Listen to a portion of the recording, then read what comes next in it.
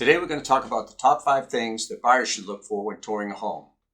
Number one, as soon as you pull up, what does the neighborhood look like? What's the vibe of the neighborhood? Is there a nice usable yard? Is there privacy? Watch for maybe too much traffic. If there's an empty lot around you, try to get information on what's going to be happening there in the future. The last thing you want to do is settle in and see construction of a big commercial site happening next door. So really location is very important because you can't change that. And then look at the layout as well. Very hard to change the layout, or very expensive. So, the first thing is where it is and what's the vibe of the neighborhood, and can you see yourself living there and being happy there? And the second, can you see yourself using the home, and will the flow be good for you? Next, we're going to look at the condition of the roof, windows, and siding. These can be big ticket items, and generally they'll have telltale signs if there's a real problem. Roofing problems usually show up as something like lifted shingles, curling of the edge of the shingles, that type of thing. Sometimes you can just see the wear. It looks a little uneven or a little janky. So keep an eye on that, because a roof can be expensive, and if it could already be leaking a little bit and causing problems you can't even see. Then look at the windows. Exterior trim of the windows. Is that seem to be in good shape, or is there some rot? Once there's rot, that means water's getting in, and again, it could cause a bigger problem that you can't see.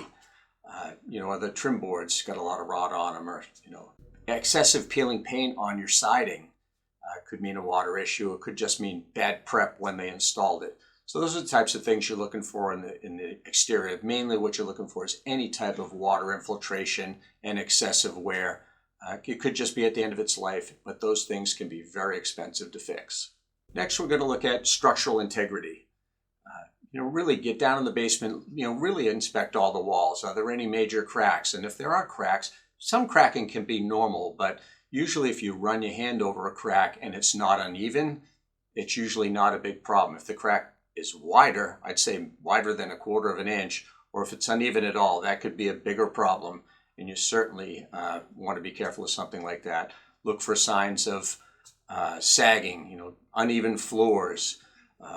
Sometimes you get a little waving between the rafters and the roof. Things like that. You're looking for the big things that would be very expensive to repair, and things that are telling you that there's something wrong here. Many times you get small cracks in the corner of doorways in your drywall. Not usually a big problem, but if you see a lot of cracking on the interior, that usually means there is a big issue that you won't be able to fix easily. Number 4 is look at your major systems: heating, HVAC, hot water, electrical, things like that.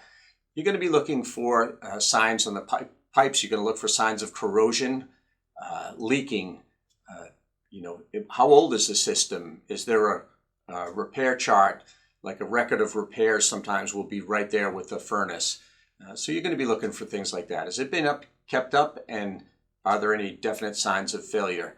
Electrical, look for things like, generally in a basement, if you're walking around, it's an open ceiling. You can see if someone's been doing some handyman type of electrical work. You definitely want to keep an eye on that. You also want to look for outdated panels or water infiltration into the panel. If that panel is rusty on the inside, that's a problem.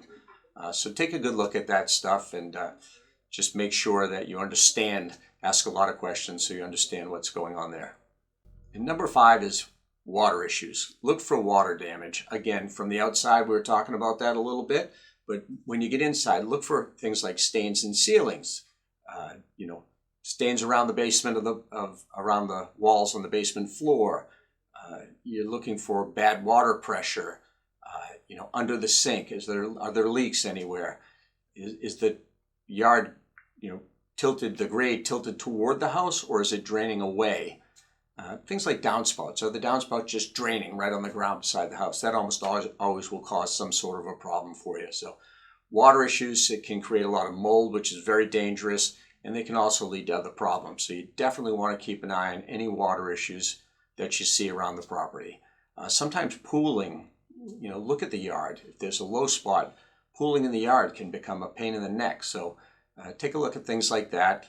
And always, always get a professional home inspection.